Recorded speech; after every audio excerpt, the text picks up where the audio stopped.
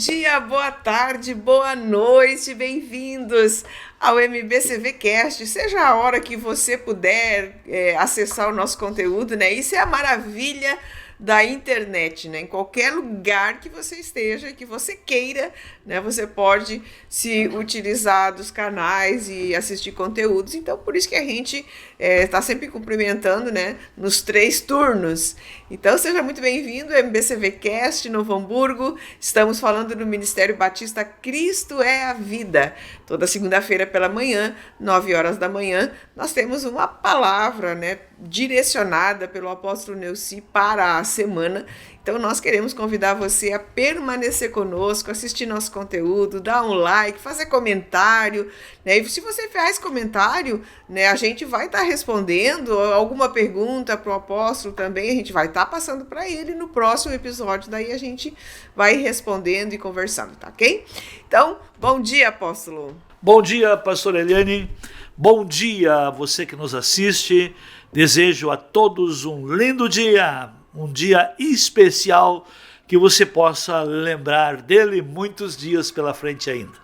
Amém. Nós estamos falando já há algum tempo sobre relacionamentos e trazendo alguns assuntos que são meio tabu ou que são algumas questões religiosas, né, sobre essas questões de julgo desigual, enfim. E na semana passada, então, o apóstolo teve um insight no final do nosso episódio e a gente vai continuar o assunto, né, pastor? Podemos sim, mas o que lhe aflige? Eu sei que a roda viva da vida, ela oferece no dia a dia para nós tudo. E ainda quero dizer para todos aqui, quando nós entendemos o propósito de Deus e o que acontece na roda viva da vida, nós nos desenvolvemos. Por exemplo, eu gosto muito de Eclesiastes, capítulo 3, que é um tempo determinado para todo o propósito debaixo do céu. E aí começa tempo de nascer, e aí vem tudo o que a vida oferece. E a palavra de Deus, e Deus ainda conclui dizendo assim: e Deus fez as coisas belas no seu devido tempo e colocou a eternidade no coração do ser humano. Quero trazer algo muito interessante. Deus primeiro criou o ser humano. Segundo, mas antes de criar, ele já criou o plano, o projeto, o desígnio, escreveu os nossos dias e depois nos criou a sua imagem, conforme sua semelhança, e nos deu capacidade para gestão, nos abençoou para nós sermos frutíferos, para perpetuar, para multiplicar, para administrar e para dominar as obras da criação de Deus. E depois disso, Deus viu que o ser humano sozinho não estaria bem. Ele instituiu o casamento. Fez uma auxiliadora. Mas uma pessoa de nível. Por isso, meu irmão, se você está precisando se completar, siga a instrução divina. Procure alguém de nível capaz, que corresponda, que esteja a seu nível. Por isso, a própria palavra diz, e Deus fez uma auxiliadora idônea, capaz, a nível. Isso o homem precisa ter essa, e não só olhar a estética. Olhe para a sua futura companheira, a futura mãe de seus filhos.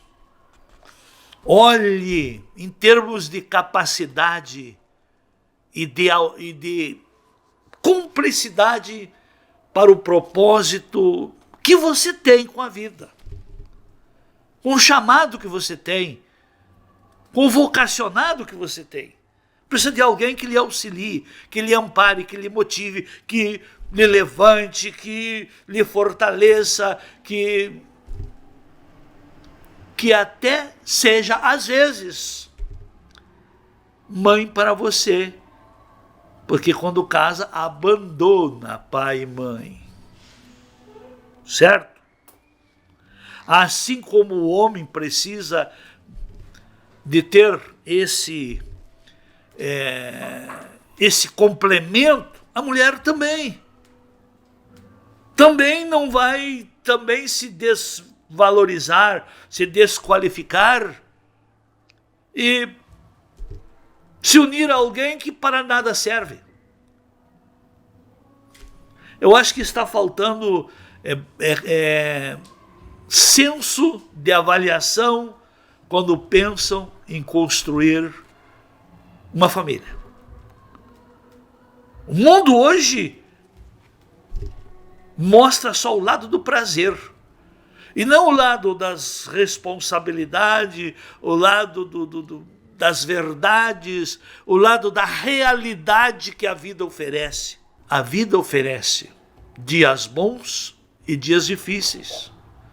A vida, você pode construir muito conforto, mas para construir conforto, terá que estar disposto a administrar bem os desconfortos. Então é nessa gestão de vida, não é só querer viver o bem. Eu até brinco às vezes. Está para nós desfrutarmos em vida confortos e desconforto. Aí a inteligência vai trabalhar, o que eu quero primeiro? Eu quero conforto. Como é que vai ser o seu final? Eu prefiro deixar o conforto para o final. Nem que tenha que ter alguns desconfortos, alguns esforços redobrados para fundamentar a construção do planejamento. Então, é algo muito lindo, mas de muita responsabilidade. É algo que o inteligente, e ainda quero dizer, por mais leviano que seja feita as escolhas, ninguém casa para separar, ninguém planeja filho para deixar órfão de pai vivo, ninguém começa uma empresa para ir à falência, ninguém começa uma amizade para terminar em inimizade, mas tudo acontece porque é muito pouco usado a linha do entendimento. É muito em voga, muito ativo as emoções, os desejos, o marketing da ilusão que o mundo vende. Então, é algo muito que dá para filosofar, mas dá também para botar o chapéu em muita realidade de vida aí. Quero comentar. O senhor falou, né? A palavra do senhor diz isso, né? Que a mulher deve ser uma auxiliadora idônea, né? E eu até brinco, às vezes não é dona, é idônea, né? Capaz. E essa questão da submissão hoje, ela está muito desgastada, né? Nossa, com respeito a isso. Tanto é que a mulher foi ocupando uma posição, né, pastor? Eu sempre falo isso. Na família contemporânea, o homem não tem voz e a mulher não está em casa, né? Essa é a realidade. Tá por aí. Então a mulher tem essa dificuldade de entender, né, de compreender essa questão de submissão. Mas eu lembro que uma vez até o pastor ministrou isso num culto e falou sobre a submissão no conceito ou na linha de que é estar abaixo de uma missão. Então, automaticamente, para que ela se submeta, ela precisa se submeter a alguma coisa. E essa é a dificuldade. Por que hoje a mulher está tomando a frente? Porque o homem não tem com clareza qual que é a missão dele e não consegue, como sacerdote, estabelecer isso dentro da casa. Também tem isso, né? Mas eu ainda quero ir à frente. Aí o senhor falou sobre, às vezes, a mulher ter que ser mãe, né?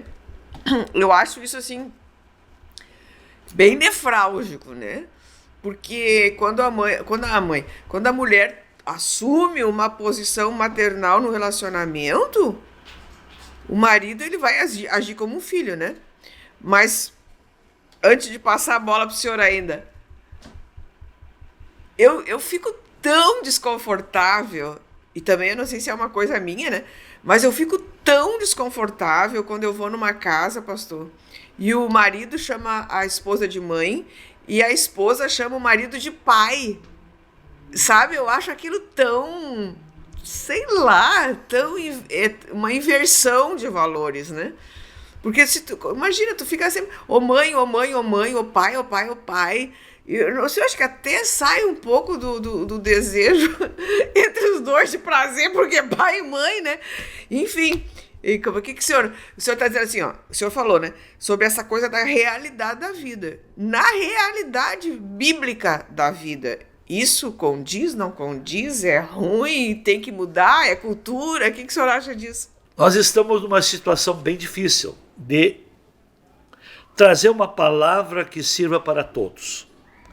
Porque a maioria dos casamentos começaram sem Deus, sem propósito, sem visão, sem critério. Por exemplo, distorceram a palavra submissão. Submissão não é, como é que se diz? Não é um jugo, não é algo imposto. Não. A mulher que vai para um casamento, ela vai para cumprir uma missão. Mas o pior, quantas mulheres que vão para casamento sem saber qual é a missão? Porque os casamentos hoje, que um homem procura uma mulher é para o sexo, para ter uma exclusiva para ele. Mas e o mais da vida? Se vive de sexo? Não. Se vive de companheirismo, compartilhar, de desafios, sonhar, agir, investir. Como é que a mulher vai ser submissa se não tem a missão? Submissa a quê? Não é ao homem, mas é o desígnio da vida. Então, o casamento, o que une um casal não é o sexo. O que une o casal é o propósito para o qual se uniram. De um ser auxílio do outro, de um ser suporte do outro, de um somar as forças junto e caminharem na mesma direção. Esse é o propósito. O que une duas vidas, porque até a religião já distorceu isso aí.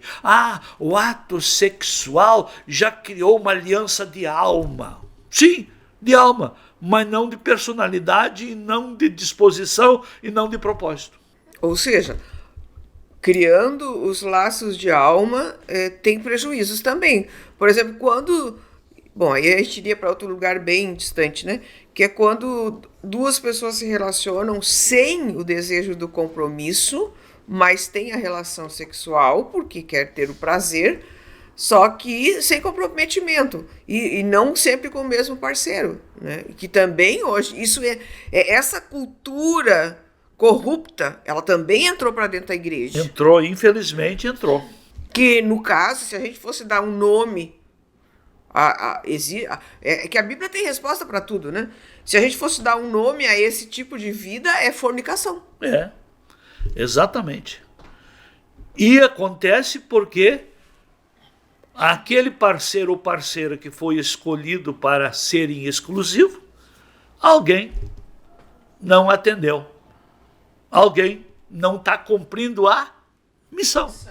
Exatamente. Então a missão está em atender, suprir, estar junto, tá? É um assunto que... Tá, mas me responde o negócio aí do pai e mãe. Chamar o cônjuge de pai, chamar... Isso é cultura. De acordo com a cultura. Tá, mas eu não tô automaticamente... Se eu me ponho nessa posição de filho, eu não sei, eu acho que há uma inversão aí no meio de tudo isso. E é cultura. É cultura, isso é cultura. Isso é cultura... que a gente não pode mudar, tá? Por exemplo, tem pessoas que têm essa cultura que eu, como pastor, me chamo de pai. Porque dou o teto espiritual, a orientação espiritual. Então esse é um momento até de confiabilidade, de unidade, tá? Porque quem vem de um relacionamento assim bem forte, bem íntimo, bem familiar, ele não perde. Por exemplo, a mulher sai debaixo, quando casa, da autoridade, do governo, dos pais, e vai para debaixo do marido. O marido assumiu agora também o papel de pai. Sim, porque ele tem esse dever, dentro dos conceitos, né, do que o homem deve fazer, uma delas é liderar. E o homem que é filhinho da mamãe, quem é que cuida do homem? É o pai que cuida do seu filho ou é a mãe? Em geral. E mesmo depois que casa, quem é que às vezes quer se interferir? É o pai ou é a mãe? É o sogro ou é a sogra? Então, assim, uma cultura que já vem lá do relacionamento. Então, que interrompeu quando casou com a mãe biológica e agora ele tenta dar continuidade a essa cultura, a mãe afetiva. É um resgate. Um resgate, como é que se diz? Um suprimento. É um suprimento que dá continuidade. Então, não é errado, mas isso tudo vem como foi também lá. Então, se o marido não, se o cônjuge, o homem, não é um cara de personalidade, de firmeza, que nem o pai, dá problema. Por exemplo, a menina que tem um bom relacionamento com seu pai, ela não tem carência de casar cedo. De se entregar a um peito cabeludo. Mas a menina que com 12, 13 anos já está se entregando, vai fazer uma leitura da vida dessa família, dessa menina, para ver se ela tinha colo do pai. A carência afetiva, então, ela torna o adolescente vulnerável para buscar o amor do pai que ela não teve. Um pai que não teve. Exatamente isso aí. Aí traz muitas respostas, né, pastor? Há uma precipitação para a busca. E há uma dificuldade para manter. Sim. A menina que se precipita para buscar um peito cabeludo, porque não teve o peito e o colo do pai, ela vai porque é uma carência inconsciente muito forte, afetiva, mas depois vê que é que nem um pai. Ela começa a ver no marido a ausência do pai que ela tinha. E até pode se revoltar contra o marido. Porque é a transferência, né? E tem mais uma coisa, pastora. Terceiro ponto. Ela se revolta contra Deus. Mulher que se revolta contra Deus, onde é que está a causa? Não teve um pai afetivo. Aí se precipitou, foi para um pai para ser marido, tá? Para proteger. Se decepcionou. E a terceira decepção é com Deus. É aí que se constrói as mulheres incrédulas. Há alguns dias atrás eu estava num local e na frente daquele local estava passando umas meninas e a dona do local onde eu estava disse: pastora, olha aquela menina lá de verde. E aí eu olhei, ela disse: sim, ela tem 12 anos e ela está aqui numa casa de prostituição que abriu há poucos dias aqui, ela está ali. E aí ela foi questionada pelo comércio local ao redor, né, quantos anos ela tinha. Aí ela disse: eu tenho 12, vou fazer 13 agora. Aí ela disse: tá, mas por que tu tá nessa vida? Eles perguntaram: por que você já se submeteu a essa questão? Ela disse: minha mãe também era. E a gente viveu, eu cresci nisso aí e resolvi ficar nisso aí. Então, assim, como a cultura, o ambiente, vamos falar não da cultura, o ambiente onde a criança cresce pode influenciar definitivamente, enquanto a pessoa não tiver encontro com Cristo, a vida dela, né? O próprio pecado se acultura e aquilo se torna normal para a pessoa. Quando o pecado se torna uma cultura, aquelas práticas são normais. Eles não têm problemas de consciência ou que estão fazendo coisa errada. Não, minha mãe fazia. Sim. Então, porque minha mãe fazia tudo normal. Sim. Faz parte. Ela se criou ali, né, a menina, então. E você pode ver que aquele homem que chama a esposa de mãe é porque via o pai chamar a mãe dele de mãe também. Mas com os homens, pastor, também acontece. Se ele tem a carência da mãe enquanto criança, né, a gente vê assim muitas pessoas, homens, que fazem a opção, né, de ideologia de gênero aí, normalmente ele não teve a mãe presente também, né? Tem exatamente isso. De alguma maneira, a falta da referência, ela vai afetar o adolescente depois enquanto adulto. Exatamente, aquilo que a criança não teve enquanto criança, júnior, adolescente, ela se joga em busca depois. Que coisa, né? Como é importante essa questão de ambientar. E não lembro se... acho que nós estávamos aqui conversando antes de nós começarmos a gravar. Eu falei sobre uma palavra que tem trabalhado muito, tem sido assim, muito recorrente na minha vida nos últimos dias, que é a palavra intencional. Essa questão de nós fazermos as coisas, seja como cônjuge, mulher, homem, seja como pai, mãe, né? Como orientador, pastor, pastora, enfim, fazer as coisas intencionalmente. Eu vou criar os meus filhos de uma forma intencional.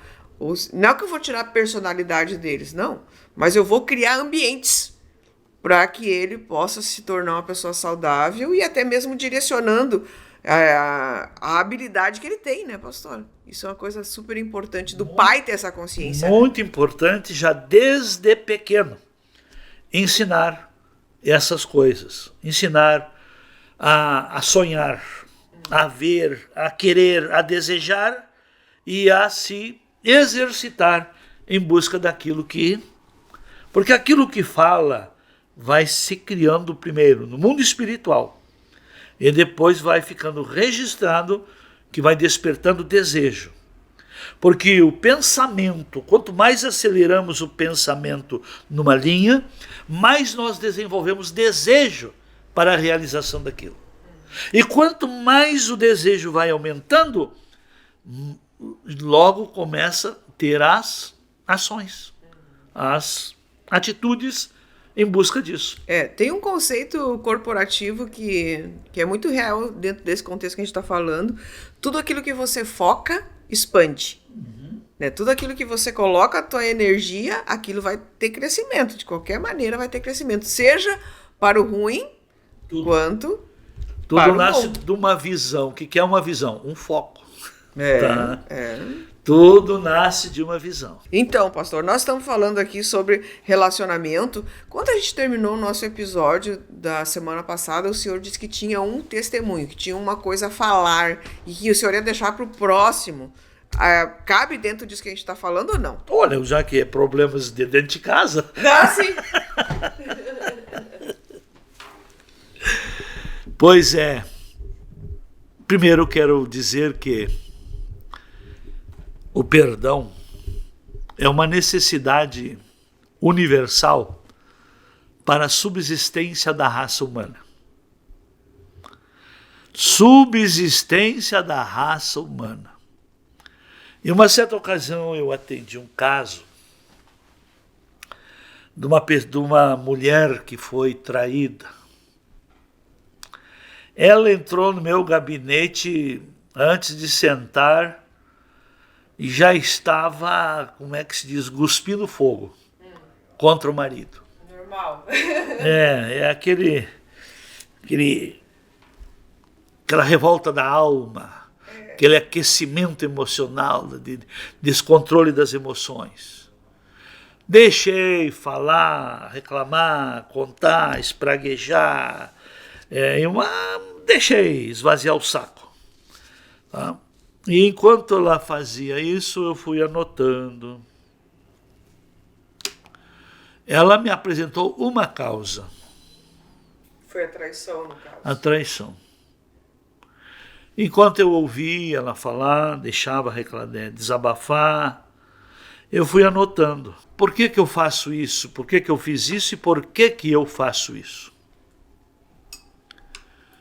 Porque somos nós que damos gravidade ao pecado. Todo pecado é pecado contra Deus. E não há pecadinho nem pecadão.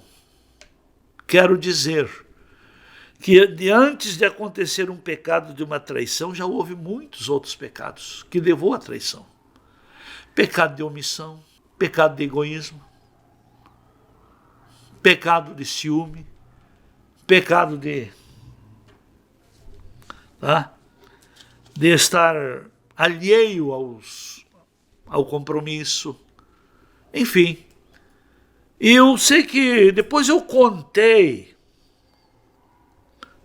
quantos pecados que eu anotei enquanto ela se queixava de um pecado. Aí depois que ela não tinha mais nem lágrimas para chorar, eu peguei aquela relação de pecados que eu escrevi e dei para ela: minha irmã,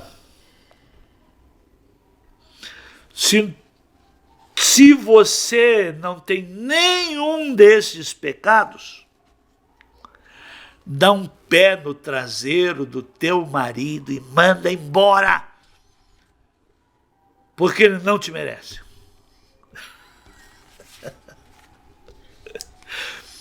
E ela começou a ler, mudou o choro.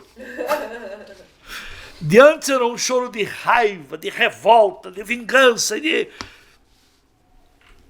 vontade de fazer alguma execução.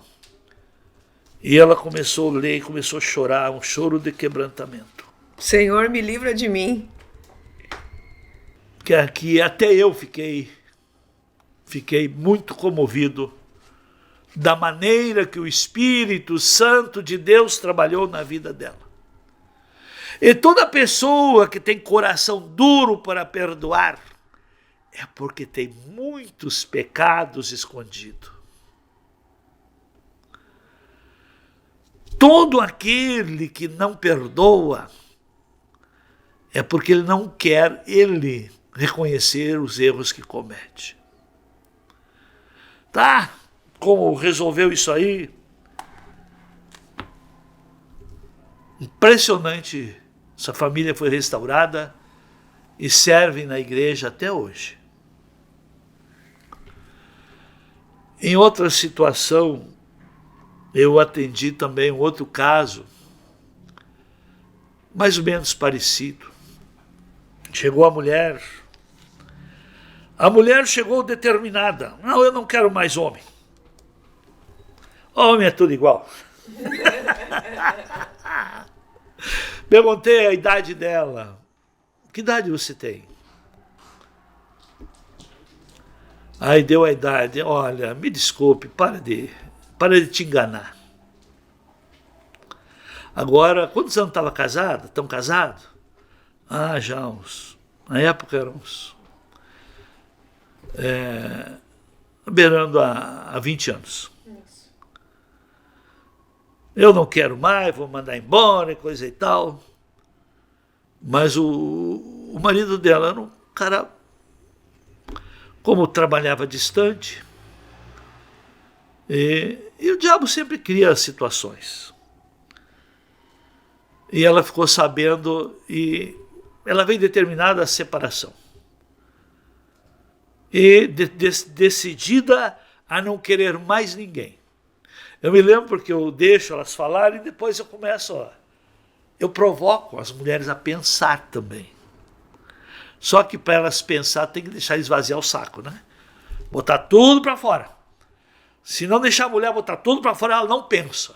Claro, ela é emocional. Ela fica bloqueada. Mas as mulheres são emocionais, isso é essência, né? É essência Mas da é mulher. uma essência que não é boa. Mas Deus criou. Não, Deus criou a mulher assim. É ela que não se treinou, não treinou as emoções.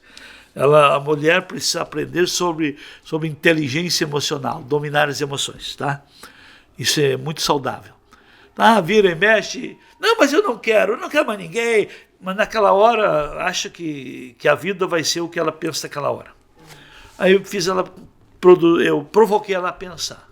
Você é nova. E agora eu vou fazer uma pergunta.